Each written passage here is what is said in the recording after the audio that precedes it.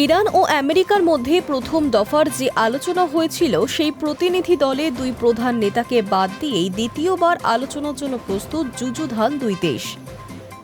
শুক্রবার রাতেই পাকিস্তানে পৌঁছেছেন ইরানের বিদেশমন্ত্রী আব্বাস আরাঘচি। সেই সঙ্গে আমেরিকার তরফে প্রতিনিধি দলে কারা থাকছেন ঘোষণা করা হয়েছে। হোয়াইট হাউসের প্রেস সচিব ক্যারোলিন লেভিট জানিয়েছেন, বিশেষ মার্কিন দূত স্টিভ উইটকফ এবং মার্কিন প্রেসিডেন্ট ডোনাল্ড ট্রাম্পের জামাতা জ্যারেড কুশনার শনিবার পাকিস্তানের উদ্দেশ্যে রওনা দেন। যদিও ইরান ও আমেরিকা কবে কখন দ্বিতীয় দফার আলোচনায় বসছে তা এখনও নিশ্চিত করা হয়নি। ইসলামাবাদে আয়োজিত প্রথম দফার আলোচনাতেও আমেরিকার প্রতিনিধি দলে উইটকফ এবং কুশনার ছিলেন, তবে ওই দলের নেতৃত্বে ছিলেন মার্কিন ভাইস প্রেসিডেন্ট জেডি ভান্স। কিন্তু সেই আলোচনা ব্যর্থ হয়েছে। টানা ২১ ঘণ্টা কথাবার্তার পরেও সমঝোতায় আসতে পারেনি ইরান বা আমেরিকা। খালি হাতে ফিরতে হয়েছে ভান্সকে। দ্বিতীয় দফার আলোচনায় আপাতত তাকে পাঠাচ্ছে না ডোনাল্ড ট্রাম্প।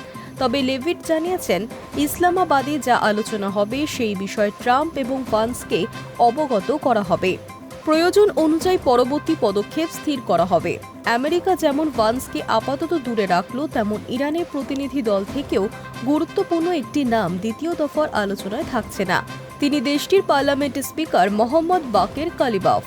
তিনি এবং আরাঘচি গত আলোচনায় ইরানের প্রতিনিধি দলের নেতৃত্বে ছিলেন। দুই তরফেই এই দুই নেতাকে দূরে রেখে সমঝোতার আলোচনা তাৎপর্যপূর্ণ বলেই মনে করছেন কেউ কেউ। আরাঘচি ত্রিদেশীয় সফরের কথা ঘোষণা করেছেন। পাকিস্তানের পাশাপাশি তিনি ওমান এবং রাশিয়াতেও যাবেন। দ্বিপাক্ষিক যোগাযোগ এবং আঞ্চলিক বিষয়ে আলোচনার জন্য তার এই সফর বলে দাবি করেছেন আরাঘচি। তবে পাকিস্তানে এই মুহূর্তে আমেরিকার উচ্চপদস্থ আধিকারিকেরা রয়েছেন। আনুষ্ঠানিকভাবে দ্বিতীয় দফার আলোচনা নিয়ে কোনো ঘোষণা না হলেও মনে করা হচ্ছে, আগে মৌখিক কথাবার্তার মাধ্যমে সমঝোতার সূত্রগুলি পাকা করে নিতে চাইছে দুপক্ষ, যাতে মূল আলোচনা ফের ব্যর্থ না হয়ে যায়। পাকিস্তানের অনুরোধে ট্রাম্প ইরানের সঙ্গে সংঘর্ষ বিরতির মেয়াদ বৃদ্ধি করেছেন বলে খবর। তাই দ্বিতীয় আলোচনায় সমঝোতা নিশ্চিত করতে আগ্রহী দুই দেশই। Hi News network.